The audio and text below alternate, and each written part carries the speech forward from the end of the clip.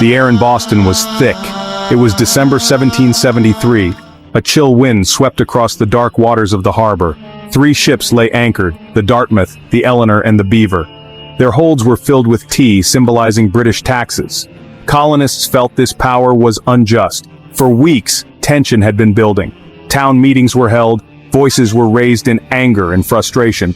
The royal governor, Thomas Hutchinson, was firm. He insisted the tea would be unloaded and the tax paid. The colonists vowed it would not. This was more than a dispute over cargo, it was a clash of wills. The Sons of Liberty, a secret group of patriots, were active. They planned and organized. The deadline for the tea to be unloaded was approaching fast. If the tea landed, the tax would be due.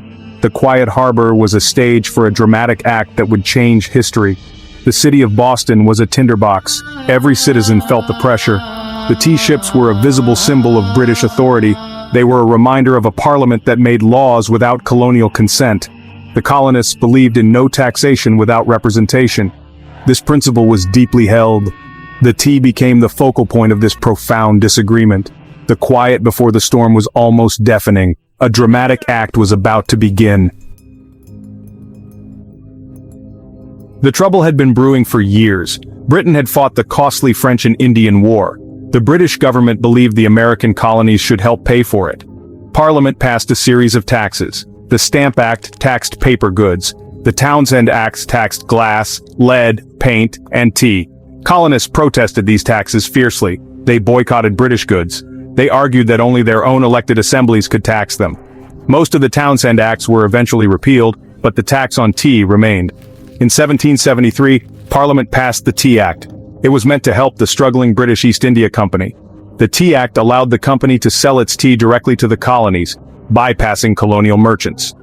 Parliament thought this would make the colonists buy the tea. They were mistaken. The colonists saw the Tea Act as a trick to make them accept Parliament's right to tax them. The Tea Act united different groups in opposition. It was seen as another example of British overreach. The colonists felt they had no choice but to act. On the night of December 16, 1773, the waiting ended. Thousands gathered at the Old South Meeting House. Samuel Adams, a leader of the Sons of Liberty, addressed the crowd. The final appeals to Governor Hutchinson had failed. He would not allow the ships to sail back to England with the tea. As the meeting concluded, a signal was given. War whoops were heard. A group of men, disguised as Mohawk Indians, moved toward Griffin's Wharf. The disguises were symbolic, representing a distinct American identity. The participants were artisans, merchants, farmers, and apprentices. They were organized and disciplined. The crowd followed them to the harbor, watching in silence or with quiet approval. The men boarded the 3 ships. They hoisted the heavy tea chests from the holds, split them open with axes, and dumped the tea into the cold waters of Boston Harbor. About 342 chests of tea were destroyed. No other property was damaged, and no one was harmed. This was a deliberate act of political protest. It was a clear message to Great Britain. The colonists would not accept taxation without their consent. The protest was over, but its impact was just beginning. The news of the Boston Tea Party spread quickly. It electrified the colonies. Some, like John Adams, praised it as a bold and necessary act. Others were more cautious, worried about the destruction of property. But the British government was furious. Parliament responded swiftly and harshly. In 1774, they passed a series of laws known as the Coercive Acts. The colonists called them the Intolerable Acts. These acts were designed to punish Massachusetts. They closed the port of Boston until the tea was paid for. They restricted town meetings. They gave more power to the royal governor.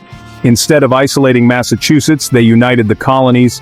The other colonies saw the Intolerable Acts as a threat to their own liberties. They rallied in support of Boston. Food and supplies poured in from other colonies. Virginia called for a Continental Congress. The First Continental Congress met in Philadelphia in September 1774. Delegates debated and passed resolutions. They called for a boycott of British goods. The Boston Tea Party became a powerful symbol of American resistance to tyranny. Its echoes resonate still.